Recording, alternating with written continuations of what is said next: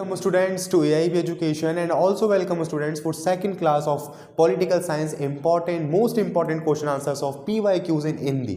तो last class के अंदर हमने हमारी फर्स्ट क्लास की अपने मोस्ट इंपॉर्टेंट क्वेश्चन आंसर्स की, वो भी खासकर PYQs इन हिंदी की। हिंदी के अंदर तो सभी क्वेश्चंस को हमने लगभग 2 या 4 ही क्वेश्चन आंसर्स किए थे कवर, बट वो सभी इंपॉर्टेंट क्वेश्चन आंसर्स ही थे। सो आई होप आपने नोट डाउन भी किए होंगे। इसी तरीके से आज की क्लास के अंदर हम कुछ लॉन्ग क्वेश्चन आंसर्स कवर करेंगे जो कि बहुत ज़्यादा इंपॉर्टेंट है हमारे पॉलिटिकल साइंस के पॉइंट ऑफ व्यू से। सो स्टार्ट करते हैं अपनी क्लास को और समझते हैं इस टॉपिक को काफ़ी ईजीएस्ट वे के साथ, काफ़ी ब्रीफ एक्सप्लेनेशन के साथ, क्योंकि अब जब जितने भी हम क्वेश्चन आंसर्स कवर कर रहे हैं हमारा यही मोटिव है कि सारे क्वेश्चन आंसर्स को लगभग हर एक टॉपिक के अंदर हमारा हर एक क्वेश्चन आंसर के जरिए हर एक टॉपिक हमारा कवर हो जाए, ताकि एग्जाम के अंदर किसी भी तरीके का क्वेश्चन आ जाए, कैसे भी घुमा कर आ जाए, हम हर एक क्वेश्चन को अटेम्प्ट कर सकें। तो स्टार्ट करते हैं अपनी क्लास को और समझते हैं हर एक इंपॉर्टेंट क्वेश्चन आंसर्स को काफ़ी बढ़िया एंड हिंदी एक्सप्लेनेशन के साथ।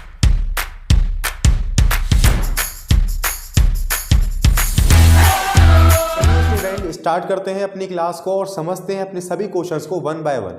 तो हमारे पास फर्स्ट क्वेश्चन यही आता है कि क्यूबा मिसाइल संकट क्या था। तो काफ़ी इंपॉर्टेंट क्वेश्चन है, हो सकता है किस कुछ स्टूडेंट्स को पता हो और कुछ को ना पता हो। तो क्यूबा मिसाइल संकट यही क्वेश्चन हमारा दिल्ली के अंदर 2015, 14, 16 यानी 3 साल लगातार आया था।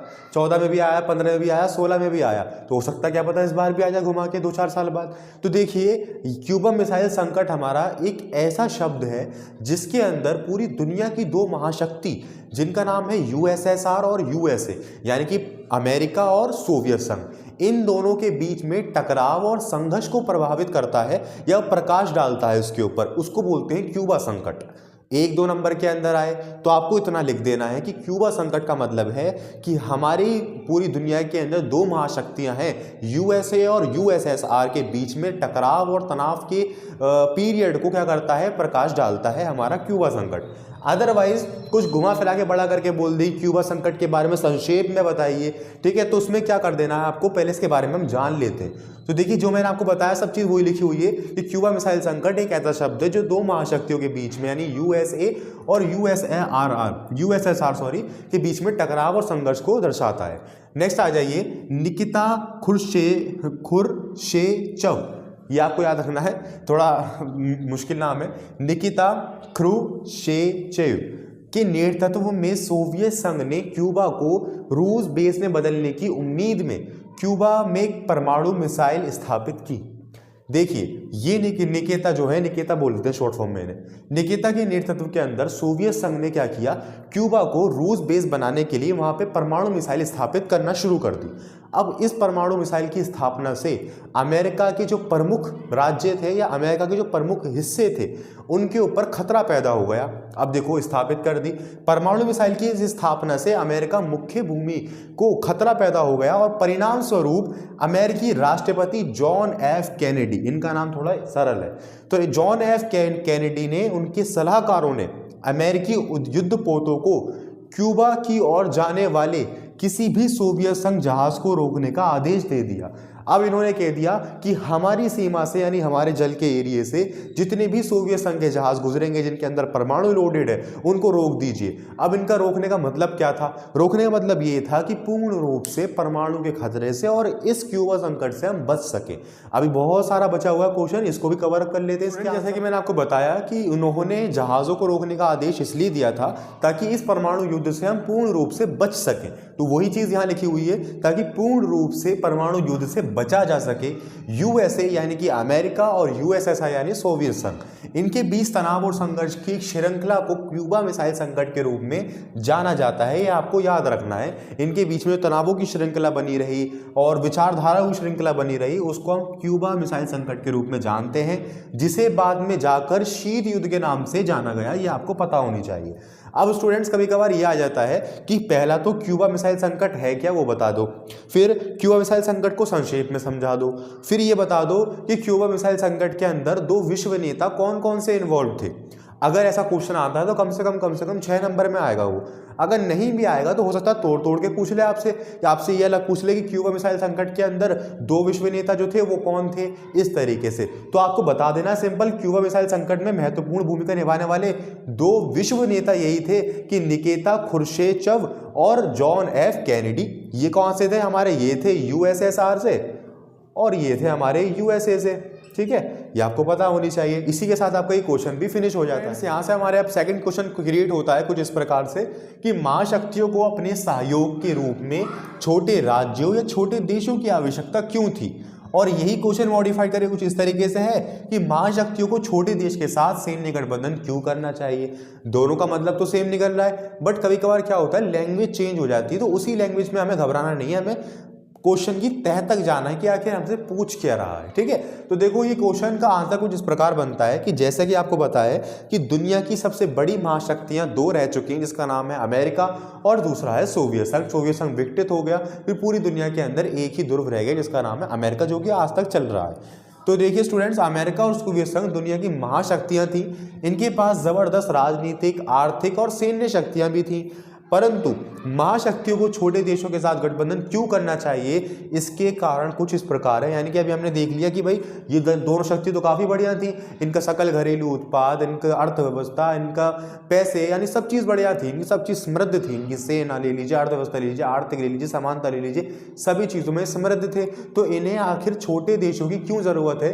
तो हर एक महाशक्ति को छोटे देशों के सहयोग की ज़रूरत होती है। वो कुछ इस प्रकार होती है, इसके कुछ कारण की तरफ मूव कर, वो कारण कुछ इस प्रकार हैं कि उन्होंने अपनी विचारधाराएं फैलाने तथा दूसरों को मत देने के लिए अपनी विचारधाराओं का प्रचार करने हेतु छोटे देशों के साथ सैन्य गठबंधन किया।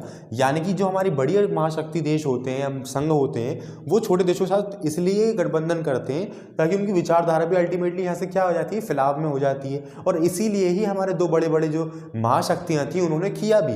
तो उन्होंने क्यों किया कि देखो दोबारा भी करवा देता हूँ कि उन्होंने अपनी विचारधारा फैलाने तथा दूसरों के मत देने के लिए विचारधाराओं का प्रचार करने हेतु छोटे देशों के साथ सैन्य गठबंधन किया।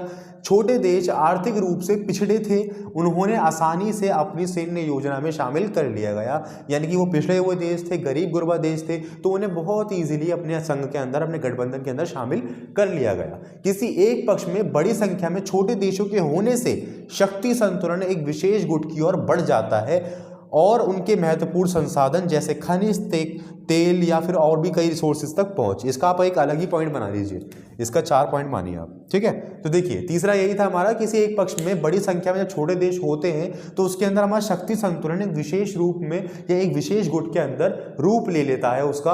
और यहाँ तक हमारा एक बेनिफिट ये भी पहुंच जाता है कि छोटे छोटे देशों पे जो उनके पास खनिज हैं, उनके पास रिसोर्सेज हैं, उनके पास मटेरियल्स हैं, उनके ऊपर हमारी पहुंच हो जाती है। क्योंकि अल्टीमेटली जब हम अपने गठबंधन के अंदर लेंगे तो वो तो हमारे समृद्ध हो गए ना, वो तो हमारे अंदर आ गए, तो उनकी सारी रिसोर्सेज, उनके सारे मटेरियल्स अब कौन यूज करेगा, बड़े बड़े देश यूज करेंगे।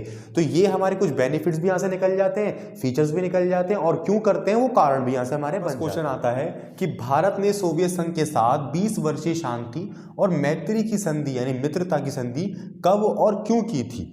तो आपको पता होना चाहिए कि भारत ने जो सोवियत संघ के साथ 20 वर्षीय संधि करी थी शांति की और मित्रता की, वो 1971 के अंदर करी थी।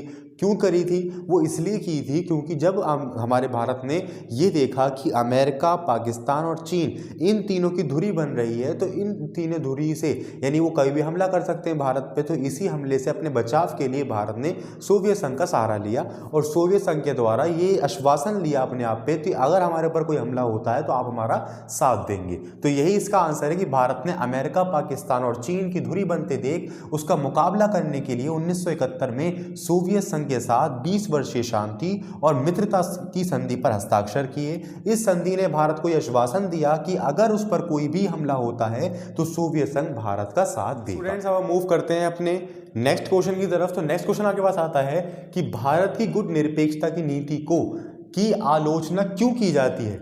यानी कि जो भारत की गुट निरपेक्षता की नीति है उसकी आलोचना क्यों की जाती है। और यही क्वेश्चन मॉडिफाइड करके कुछ इस तरीके से बन सकता है आपका कि भारत की गुट निरपेक्षता की नीति की आलोचना असंगत और सिद्धांतहीन होने के लिए क्यों की जाती है। क्या आप सहमत हैं, और अगर आप सहमत हैं तो क्यों सहमत हैं वो बता दीजिए।